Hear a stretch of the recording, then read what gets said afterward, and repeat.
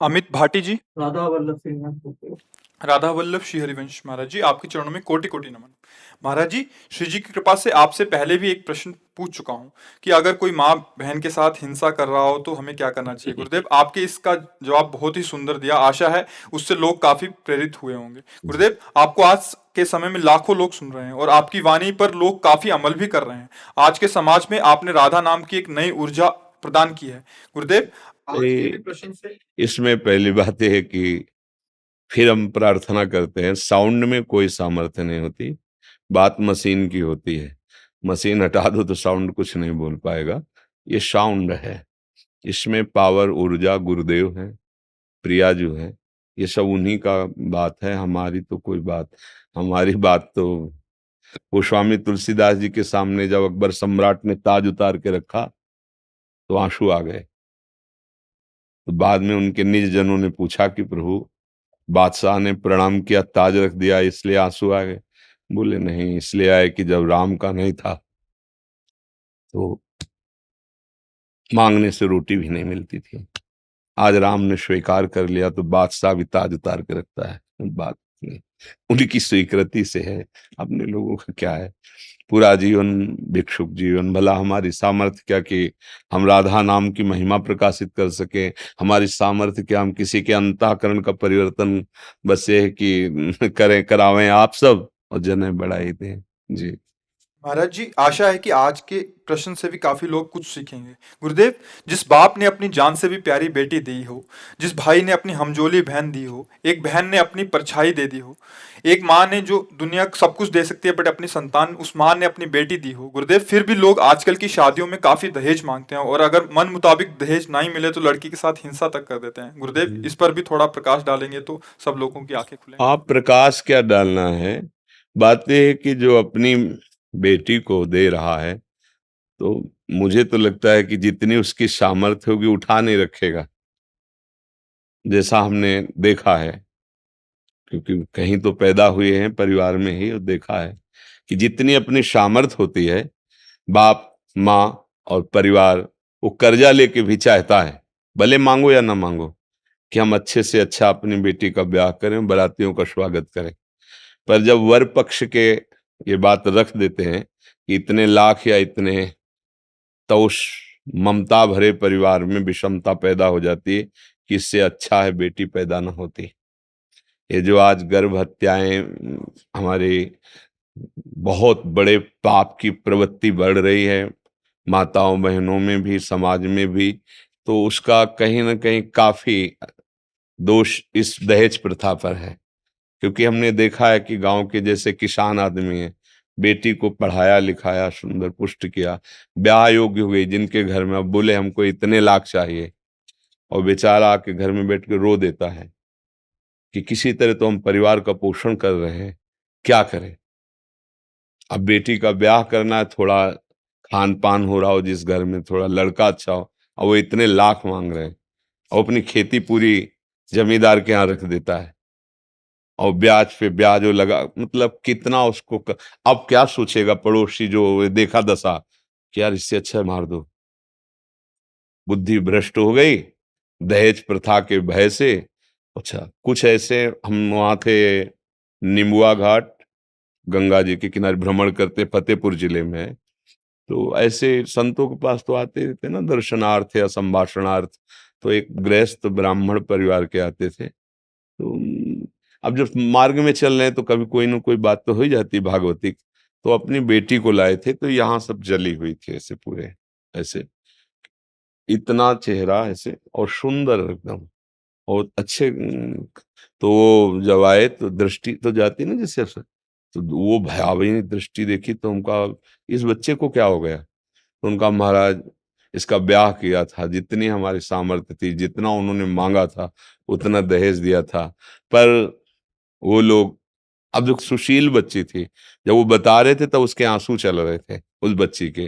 तो बोले फिर भी उन्होंने मांग की, हमने फिर भी दोबारा जो हमसे बना दिया। बोले तिवारा हमारी बच्ची को चारपाई में बांध करके आग लगा दी, चारपाई में बांध कर। और भगवान की लीला कि रस्सी का वो हिस्सा पहले टूटा जो ताकत लगा के उठने पर खुल जाए, वो पहले जला, जल रही थी वो भी, और भागी उस सीढ़ियों से चढ़ के उनके चाचा के घर में कूद गए।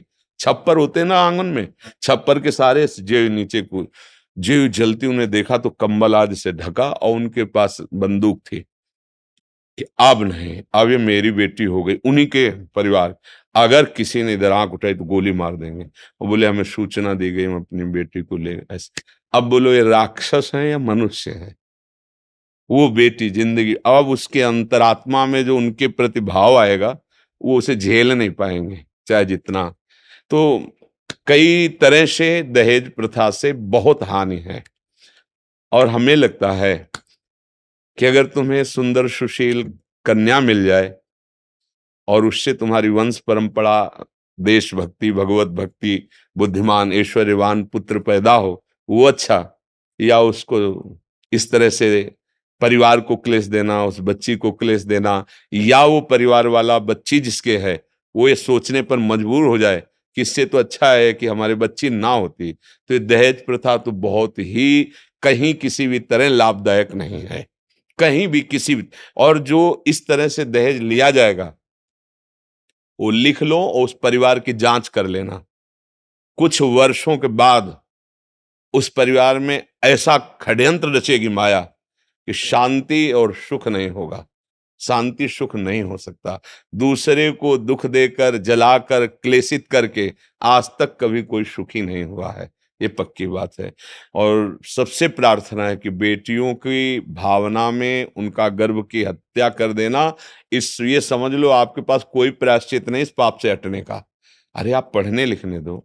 आजकल बहुत हमारे मतलब पढ़ाई लिखाई, तो कहीं ना कहीं वो कुछ ना कुछ करेंगे अपने हिसाब से। वो जीने लायक बुद्धि भगवान सबको दे देते हैं। हमें तो दिखाई दे रहा है कि बच्चियां बड़ी उन्नति में जा रही, फोर्स में भी बच्चियां जा रही, नहीं जा रही। तो ऐसा ना सोचे कि बच्चे तो हमारा दुर्भाग्य है, ऐसा माता पिता को नहीं।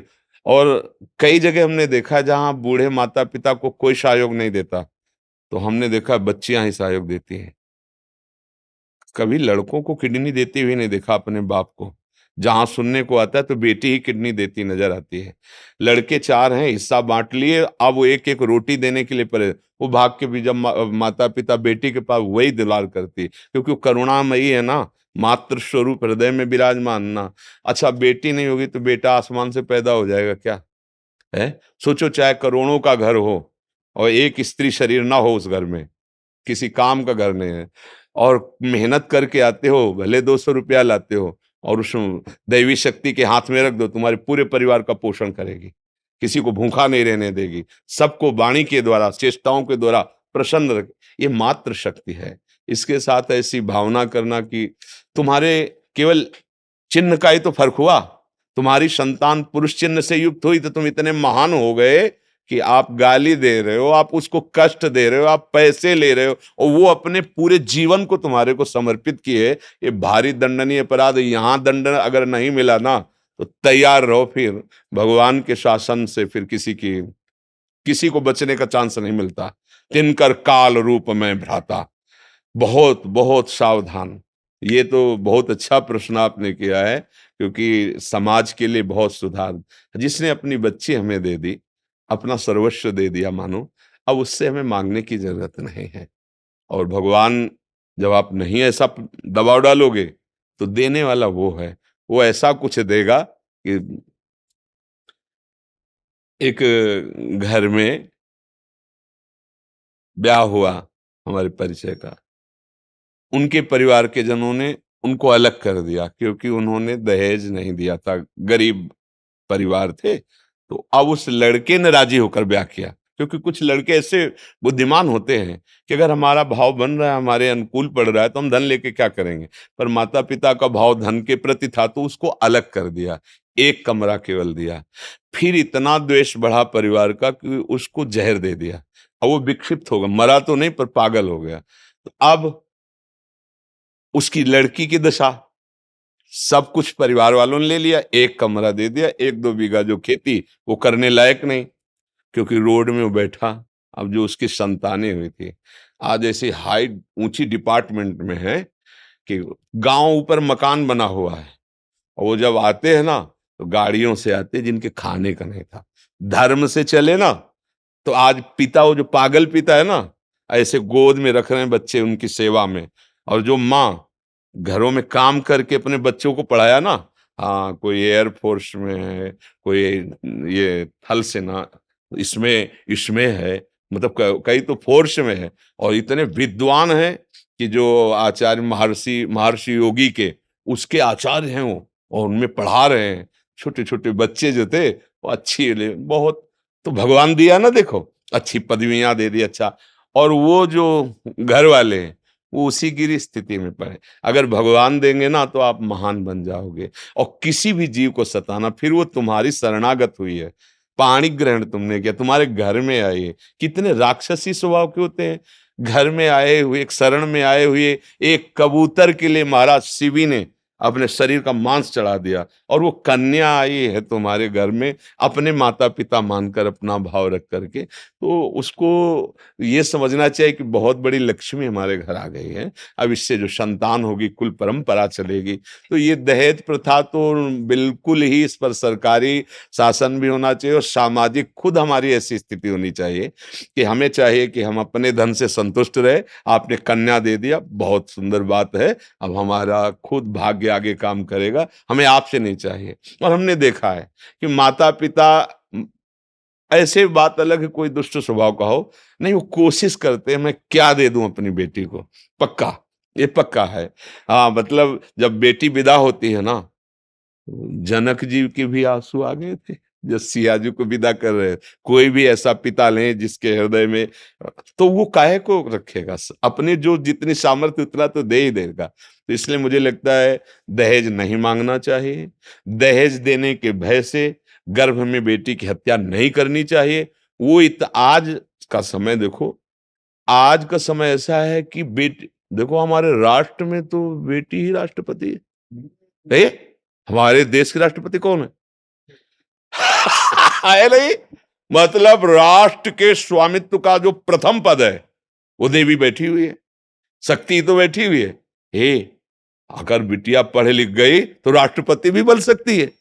तुम उस बिटिया को समझो कि लड़का ही भारत की सेवा कर सकता, राष्ट्रपति है, राष्ट्रपति पद पे नाम तो हमें याद है है ना।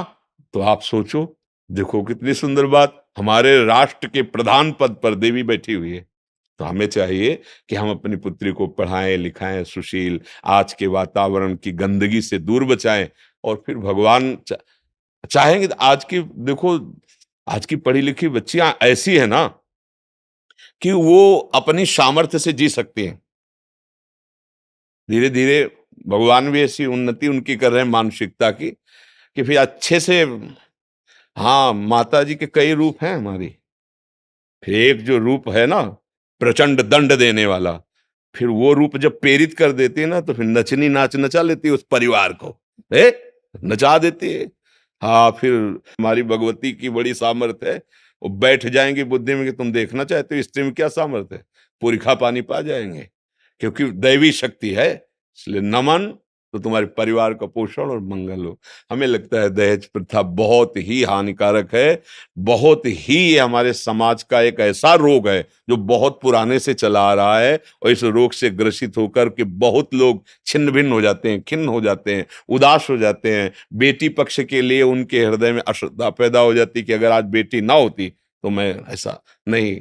बिल्कुल धैर्यपूर्वक चलो, भगवान ने सबके भाग्य की रचना की है, और पढ़ लिख करके हमें लगता है कि कोई भी अच्छा सा जीवन जी सकता है। नहीं जी सकता? नौकरी करो, व्यापार करो। देखो माता बहनें बहुत सी जगह उन्नति को प्राप्त हो रही।